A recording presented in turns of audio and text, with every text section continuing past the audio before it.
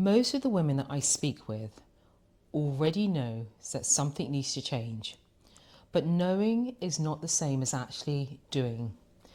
And for a lot of midlife women, there's a kind of inertia that sets in, not laziness, but just a lifetime of responding to everyone else's needs so consistently that initiating change for yourself starts to feel like it's someone else's job.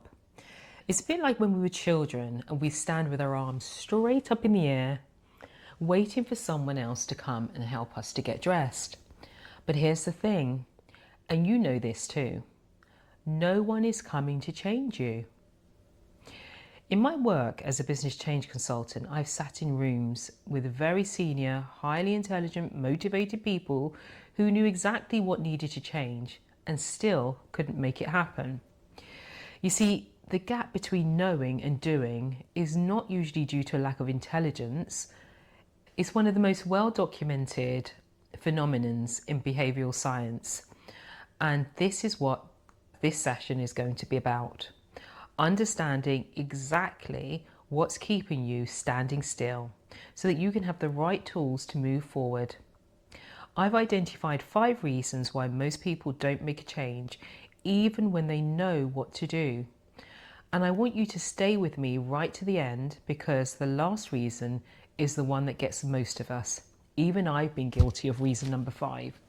So, the first reason why people don't make a change is because of survival mode. Survival mode blocks long-term thinking. And survival mode is what happens when your brain is so full of immediate problems that it just can't think beyond today. The bills, family responsibilities, the exhaustion, the mental load that never really fully switches off. When you're living like that, planning your future doesn't feel impossible because you're not capable. It just feels impossible because your brain is genuinely using all of its energy just to get through the week. And this is why so many women feel stuck and emotionally exhausted. And as a result, they have to react to situations instead of being proactive. And this means that they're unable to think beyond the next crisis. And what many productivity experts suggest, and I found that it works for me, is to write down everything that's taken up space in your head and decide what actually is your priority for the week. Pick one routine and make it fixed, same time, same day, no decisions required. And the third tip here is identify just one commitment that's draining you and work out how to reduce it or remove it. Obviously, you can't remove your kids from the list, so think of something else. Protect at least one block of time each week for just thinking and not reacting. And this seems really simple, but over time you will notice how significant an impact that this can have on your life. Now, survival mode is the condition, but here's what happens once women find the energy to try. They make a mistake that almost everyone makes. They try to change too much at once. Most women who finally decide that enough is enough go all in. They might walk out of their job, find a new career, start new health habits, sort their finances, and overhaul their mindset all at once. Initially it feels right, but then within a few weeks it collapses. And then they conclude that they are the problem, but they are not. The approach is, have you heard of the term repetition is the mother of skill? Research consistently shows that repetition and consistency create more lasting change than intensity. So what I want you to do is just pick one thing, just one, and do it consistently for 4 weeks before adding anything else. And just measure your consistency, not perfection. Did you show up? Yes or no? You might even want to use a habit tracker to see your progress. And just expect the change to feel small and insignificant, but I want you to know that that feeling is right. And this is what the book Atomic Habits is all about. And just remember that Rome wasn't built in a day, it was built one brick at a time. So you've simplified the approach, but even then, many women find themselves stopping. And the reason is deeper than habit. It's about who they believe they are. So let's talk about the third reason midlife women don't make a change, and that's due to them having an identity conflict. This simply means that when the person that you're trying to become doesn't match the person that you believe yourself to be, your brain quietly works against you. And for midlife women who have spent decades as somebody's mother, carer, employee, the identity underneath all of that is often unclear. It shows up as thoughts like, I would never be given that role. I could never successfully run my own business. I'm really bad with money. I never finish things. People like me don't do that. So let's talk about what helps when you've got an identity conflict.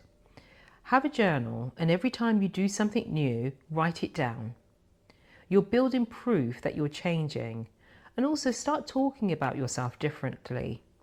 The inner monologue is the phrase that we use these days. It's the things that we say to ourselves about ourselves, and it can be a dangerous thing. So talk positively about yourself to yourself and to others, and spend less time around people who remind you of who you used to be. And more time around people doing what you want to do. So you're working on your identity, you're taking consistent action, and then you look up and after a few weeks, still nothing's happening. This brings us to the fourth reason why people don't make a change. And this is because of fear. Fear disguised as procrastination. And often people procrastinate because their fears are in charge. And this shows up as overthinking, perfectionism, endless preparation, researching instead of starting, waiting until everything is ready. And I've been really guilty of all of these. But the longer that you wait, the more convinced you become that you aren't ready. You're just afraid. And I'm going to tell you what works. But if this reason is the one that resonates with you, it's going to make you feel pretty uncomfortable. Share your work before it feels perfect. Scary, right? But done is always better than perfect, especially when perfect stays in a folder in your laptop, constantly being tweaked. So make your decisions faster than it feels comfortable. And lastly, build a tolerance for discomfort. Get comfortable with being uncomfortable. Trust me, it gets easier every single time you push through. So you've got the approach right, and you understand that progress takes time and you work really hard, but no one knows you exist, so you quit. Early progress is invisible, and that's when most women quit. At the early stage of most businesses or projects, either personal or your business, you're doing everything right, but nothing looks different yet. Financial stability, confidence, health, business growth, none of these show up immediately. And when women, or men for that matter, can't see it working, they stop. Some call this the valley of despair, and so many people stop there because nobody told them that this stage is actually normal and that they haven't failed, and that it always looks like nothing's happening just before something actually does. So what I want you to do is track something small and visible. Is it your savings, your consistency, your energy, your progress towards your goal? So you can see the actual movement, even when the big goal feels far away. And do a monthly review instead of judging yourself daily. And this one is really, really important. Measure your achievements from where you started to where you currently are, rather than where you want to be. This will highlight your baby steps forward, and finally you can celebrate the behavior, not just the result. Run a long bath, pat yourself on the back, take a long walk, or give yourself the afternoon off with no guilt attached. So as we come to a close, I'd love to know which of these barriers you're facing, because most women have more than one. But usually there's one more obvious than the rest. So tell me in the comments which barrier you recognize the most in yourself today.